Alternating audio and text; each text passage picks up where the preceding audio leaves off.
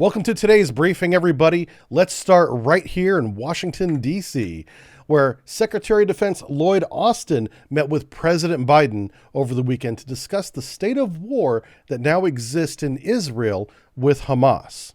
Over the weekend, we know of 9 dead Americans and an unknown number of hostages that are Americans have been captured. So the first step to supporting Israel is to move the United States Navy into the region. So let's head on over to the Eastern Mediterranean Sea, where we see our fleet in the Med move towards the Gaza Strip, Egypt, and Israel here. So what is the Gaza Strip? The Gaza Strip is a piece of land that is approximately 20 miles long on the shore, 25 miles or so inland with the border with Israel, and has a northern border of 5 miles and a southern border with Egypt of about 7 miles. It's a little rectangle. And this is a civilian territory. There are no military targets in this territory. This is a civilian area where people live, but it's governed by a group called Hamas.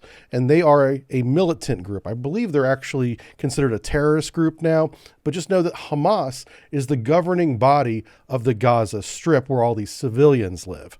So from this area over the weekend, a widespread offensive was launched on the 50th anniversary of the Yom Kippur War last Friday. The result was about 1,200 Israelis have been killed.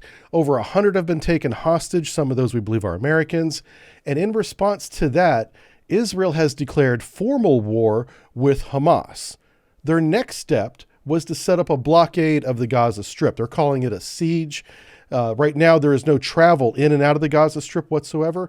And as of today, they've cut off all fuel, water, and electricity going into the Gaza Strip. And that's where it sits right now. So credit to the United States Naval Institute for this infographic. The USS Gerald R carrier strike group has been ordered into the Eastern Mediterranean. They were over by France, so they've got a little bit of a trip ahead of them, but that's in progress right now, time of this recording. So what is the fleet? Well, this is USS Gerald R. This is our newest, largest aircraft carrier, very capable. Alongside of it, escorting it, is a Ticonderoga-class cruiser, the USS Normandy. So she is an arsenal ship. She has a great long-range radar, very capable. And with them are 4 Arleigh Burke-class destroyers. So what kind of capability does this fleet bring to the region when it's on site? The first thing is ballistic missile defense. If this thing gets out of hand and people start launching ballistic missiles at Israel, this fleet can intercept and shoot down those missiles. So that is a huge step up, a huge victory for Israel if they can have that capability from the Americans, along with 75 combat aircraft that are on the aircraft carrier itself. These include F-35s and F-18s. These provide area denial and, more importantly, real-time reconnaissance of what's going on in the Gaza Strip. We're going to have so many drones and airplanes over the Gaza Strip, it's going to blow your mind. The fleet, of course, provides sea control and area denial at sea. With our ships, we could do maritime interdiction and security, vessel inspection, and boarding services, should we choose to. These ships are all now equipped with cyber warfare capability. That's very sensitive. We're not going to go into that at all. And of course, they bring command and control. They can organize all of these things together, which is what they're designed to do.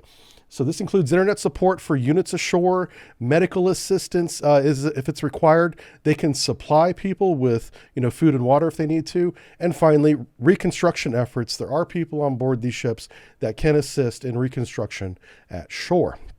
The United States Air Force is involved as well. So they've increased their number of assets in the region, including F-35s, F-16s, F-15s, and the A-10s that you see here on the screen are playing a big role, and there's more of them in the region today than there was last week. So this ensures air dominance over the battlefield as well. So we have air dominance, we have sea dominance, and cyber warfare dominance already in place. Credit to Twitter channels MT Anderson and MT Anderson Blue Sky Social for posting and labeling the satellite photos. Here you can see the Gerald R. carrier group hauling S really north of Libya, heading east towards Egypt and Israel. And if you look at the wakes behind these ships, you can tell that they are in excess of a standard bell, maybe a full bell, maybe a flank bell. They're not going slow, that's for sure. So they're going to be on site rather quickly. So we do have some video to show you here. First is video out of Gaza that This is where they shot over 5,000 missiles in a 48-hour period. It was the largest rocket attack Israel had ever seen coming out of Gaza Strip. These are ballistic rockets that do not have guidance. They simply are launched in a direction, and when their motor runs out, it falls to the ground and explodes. So Hamas will hit anything from a military target or a civilian infrastructure, whether it's a school or a hospital or a warehouse. So this is indiscriminate rocketing or bombing of Israel. And because they shot so many of them, it was very hard to intercept. But this is what it looks like from the Israel point of view, shooting Iron Dome defense missiles at all these incoming rockets and mortars. They were shooting mortars as well.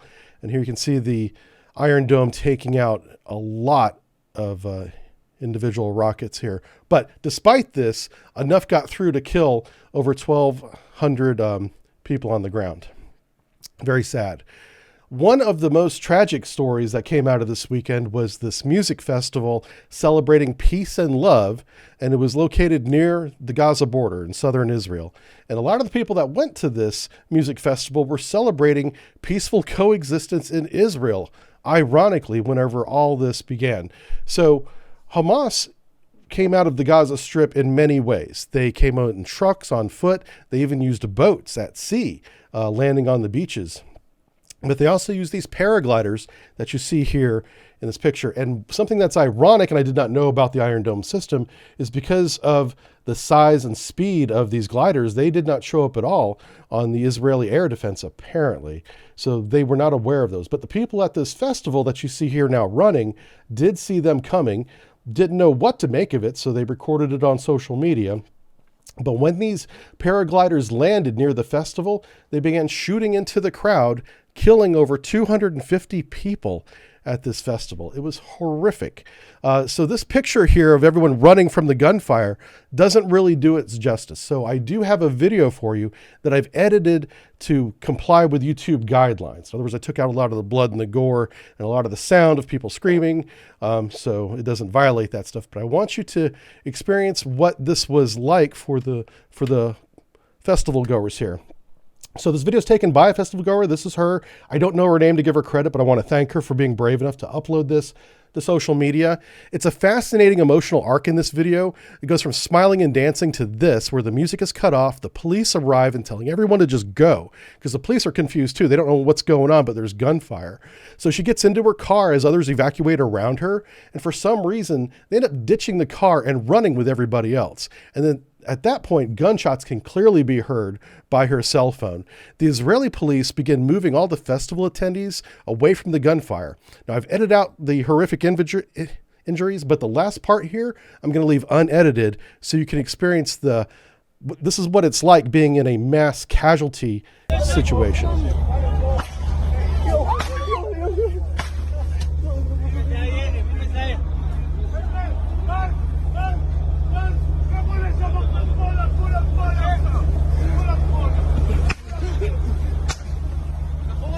And those poor police officers are trying to defend them from gunfire with sidearm pistols. They're greatly outranged, just scampering for cover anywhere.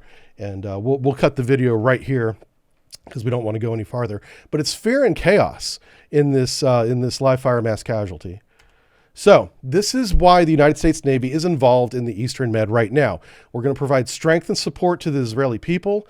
And I just, in closing, would like to remind everybody that this is a naval news channel, not a political one. And that's why we're talking about the fleet movements and the capability it brings and the reason why they're bringing that capability to the Eastern Mediterranean. So I don't want to see your political opinions in the YouTube comment section, please. This is about the U.S. Navy military deploying to the Eastern Mediterranean. Let's try and keep the comments on the fleet and why it's a good thing and the capability it brings. Or if you have an opposing opinion, that's fine too. Tell me why this fleet will not change anything if that's what you believe. All right. I look forward to seeing those comments, and thanks for watching, everybody. Bye.